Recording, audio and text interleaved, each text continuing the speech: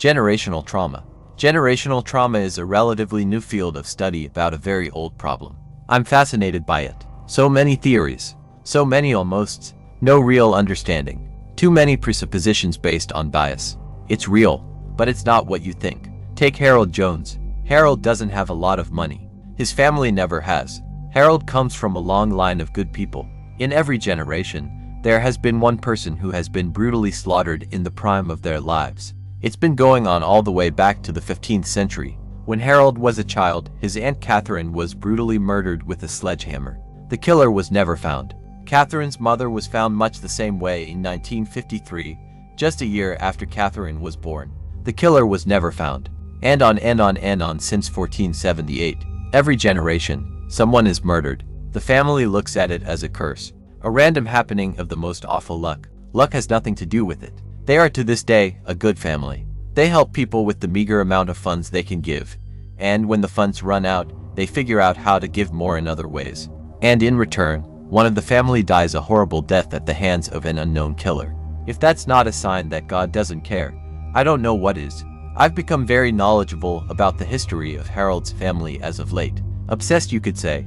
Harold is currently opening a youth center in the city of Fresno. Harold has always done God's work. Maybe that's why his family seems to become better people over time. Maybe they're trying to find favor with God in order to spare all the tragedy of every generation. I walk up to Harold while he's locking the outside door of the new center. It opens tomorrow. I jam a knife into his back, between his ribs. I hit the right lung. He'll choke silently on his own blood while I cut him up. The ritual demands it. Mutilation. The soiling of something pure. I come from a very wealthy family. We're old money. Very old. We've never wanted for anything. And the only thing the Dark Man asked of us all those centuries ago was the death of one person from every generation. Death to be given by our own hands. It's a small price to pay. I've got a small plane waiting to take me to Fiji once Harold bleeds out. I say the words of the curse that our family was given by the Dark Man all those years ago while I turn Harold over. My heart sinks. It's not Harold. It's not even a member of his family. I hear someone behind me. Bullets riddle my back. Harold stands over me. The gun is smoking in the frigid air. He smiles.